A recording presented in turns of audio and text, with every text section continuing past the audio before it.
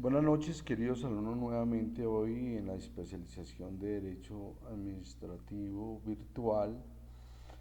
con la introducción que voy a hacer del segundo módulo, semanas 3 y 4, del curso denominado Instituciones y Principios del Derecho Administrativo. Material que ya tienen en su portal de la Universidad Campus Virtual. Eh, en esta semana 3 vamos a ver dos principios que están estipulados en el artículo tercero del Código de Procedimiento Administrativo y Contencioso Administrativo, denominado CEPACA, denominado el principio de igualdad y de imparcialidad.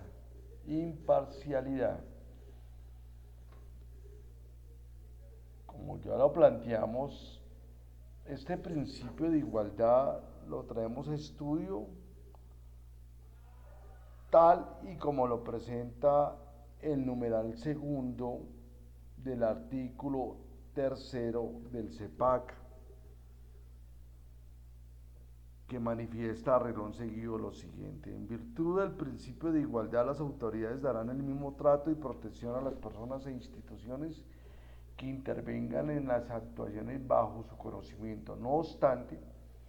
serán objeto de trato y protección especial las personas que por su condición económica, física o mental se encuentran en circunstancias de debilidad manifiesta.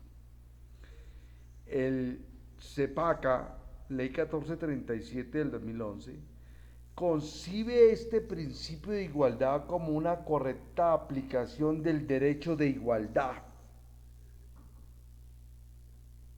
viendo esta en sí mismo como la igualdad de trato que exige un particular por parte del operador administrativo judicial respecto de todos los privilegios, oportunidades y cargas procedimentales o procesales que están dentro de una actuación administrativa, entre las cuales dicha actuación administrativa de a la autoridad administrativa encargada del servidor público, desde ya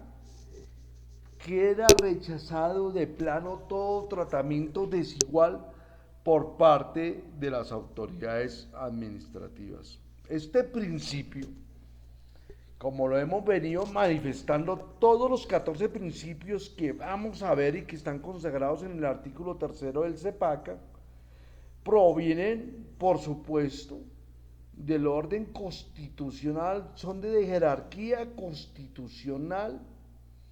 consagrados en la Constitución política, y no que podía quedar por fuera este principio que repite el CEPACA en el numeral segundo denominado igualdad. Principio que a la vez es un valor constitucional y a la vez un derecho. Tiene una división tripartita inserta en la Constitución política. Repito, es un valor, a la vez un principio, a la vez un derecho del particular,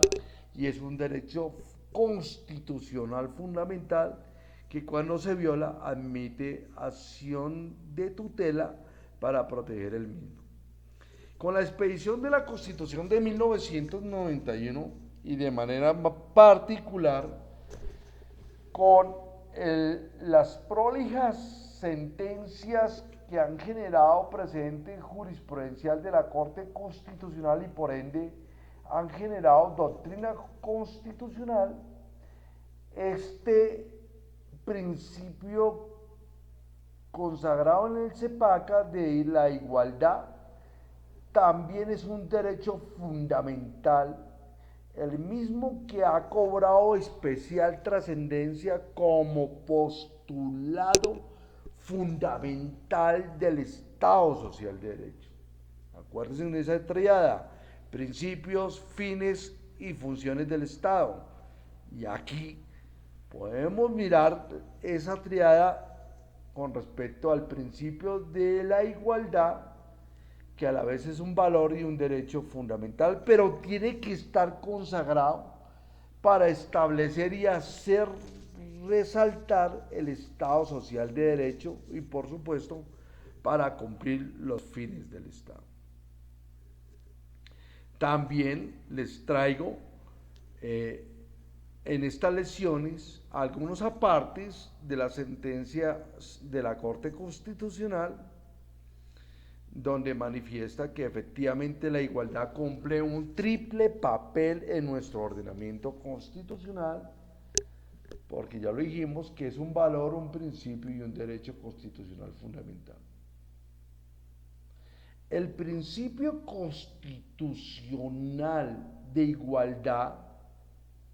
del mismo se derivan 4 preceptos fundamentales, los vamos a enunciar. El imperativo de trato idéntico a sujetos que se encuentren en situaciones análogas. Es decir, que usted puede exigir que esa jurisprudencia que generó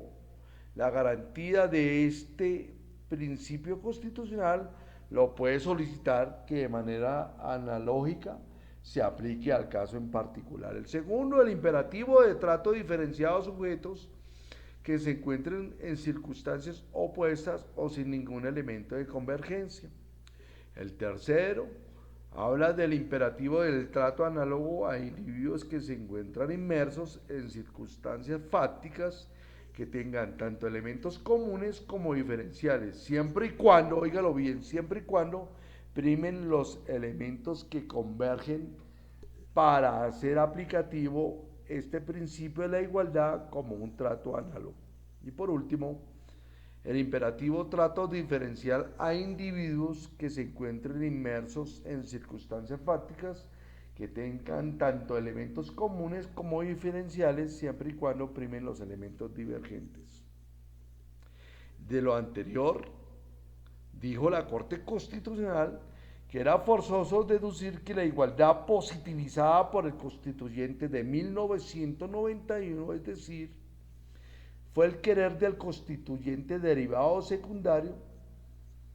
de considerar este principio como de carácter objetivo, como quiera,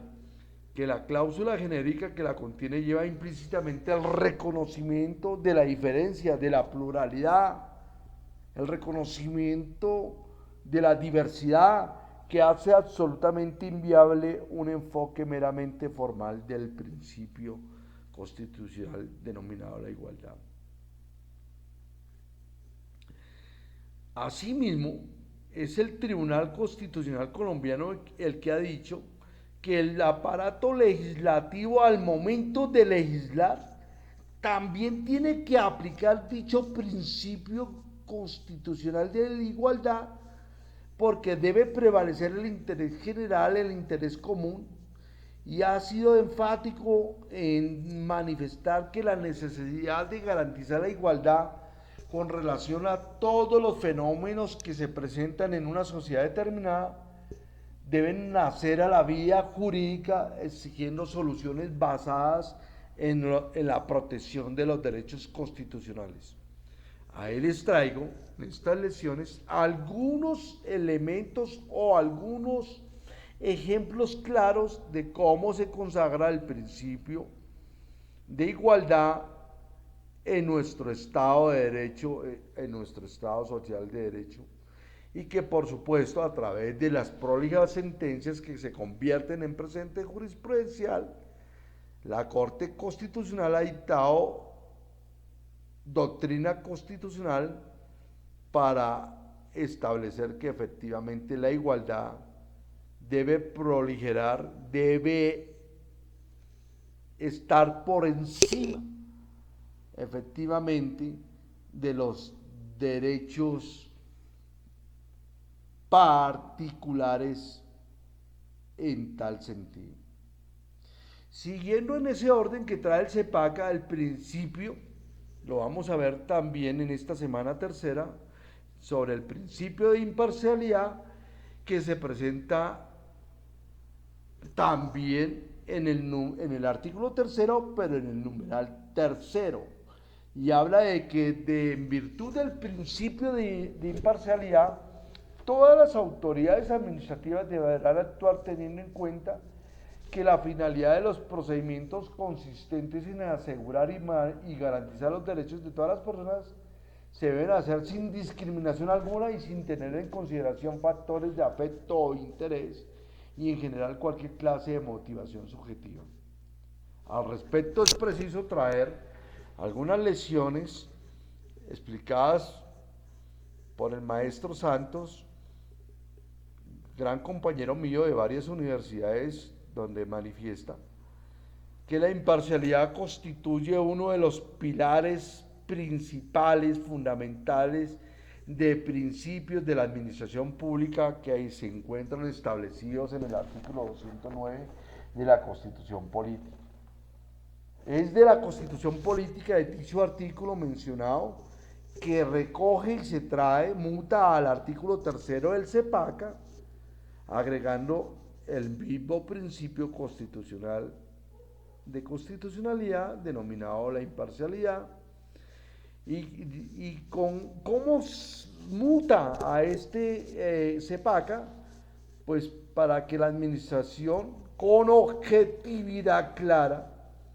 al momento de expedir los actos administrativos efectivamente tenga en cuenta dicho principio. Por supuesto, en este orden de ideas, en virtud de la imparcialidad, las autoridades deben tratar de identificar de manera a los sujetos de los procedimientos administrativos de forma tal que efectivamente se garanticen sus derechos y no haya lugar a discriminaciones, sigue manifestando el maestro Santos, y que nos sirven para todos nosotros en estas lecciones. Pero además, como consecuencia de la imparcialidad, las autoridades deben actuar con objetividad clara y meridiana. Esto es, ¿qué significa? Que buscando que sus actuaciones persigan exclusivamente la satisfacción del interés general, del interés común que siempre hemos manifestado, que cumple con los fines del Estado en todas nuestras lecciones de derecho administrativo. Y por supuesto, dicha imparcialidad debe tenerse en cuenta al momento de que el operador administrativo no se encuentre en curso en impedimentos, en recusaciones,